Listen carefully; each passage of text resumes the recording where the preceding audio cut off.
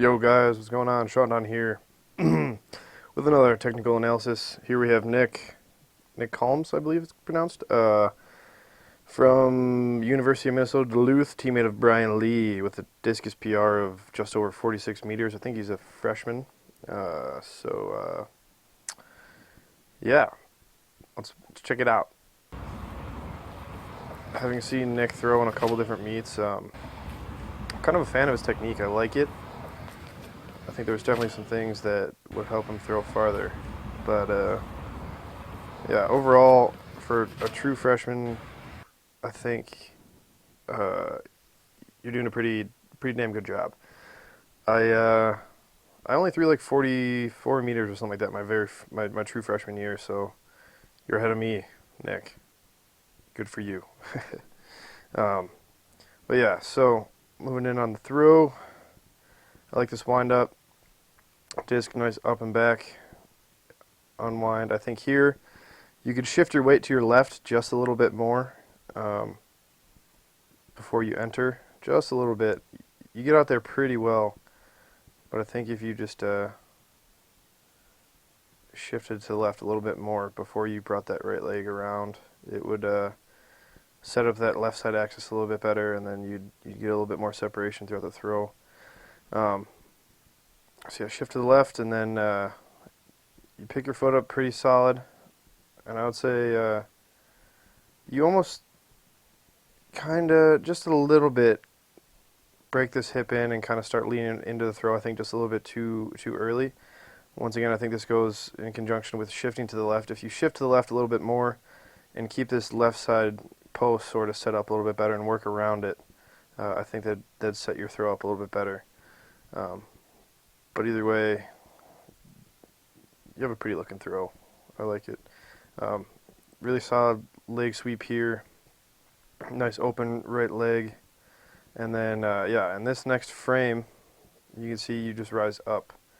Your left leg doesn't completely straighten out, but either way, you kind of come up and you have some hang time up in the air, which I'm not a fan of. Anytime in the throw that you're not accelerating the discus or your body, is time that you're spent decelerating, which is not ideal. But yeah, so you just come up a little bit here. Either way, right foot touchdown. Discus once again kind of up and back pretty nicely, which I like. And then your left leg, some Brian Lee funkiness going on right here. I think as soon as you come off your left foot and out of the back of the circle, so what I always say is you want to go left to left. I think I mentioned this in Brian's shot put video. As soon as my right leg, when I would throw discus or shot, as soon as my right leg would pass about here, I would just think about picking up my left foot and then putting it down at the front as fast as possible. So going from your left foot to your other left foot right in the front. The movement through the middle of the circle is going to take care of itself, and I think you might focus on that sweep just a little bit too long. I think that's why your left foot kind of drags behind here. And either way, despite all that stuff, you still catch the disc pretty damn well. Very, very far back. Excellent separation between the disc and your left foot. And then, so like, no wonder this is PR. This is an awesome catch position right here. But I think if you just stay down a little bit out of the back and then get that left foot down just a hair sooner in the front, you would you'd have at least another meter or two in you, I'd say. Like I said, less time spent decelerating, the better. Either way, working through the finish, pretty solid left side action. That left arm's pulling, and you keep your head on the discus, well, for the most part, till about there.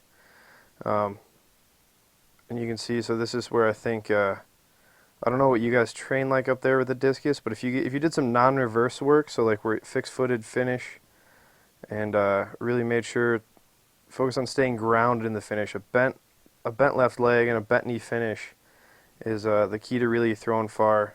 And if you could just settle into this finish, so if you stayed right about there and just worked that disc a little bit longer around you and was very patient. You got to be very patient in the finish, especially throwing discus. And shot put, you can kind of force it.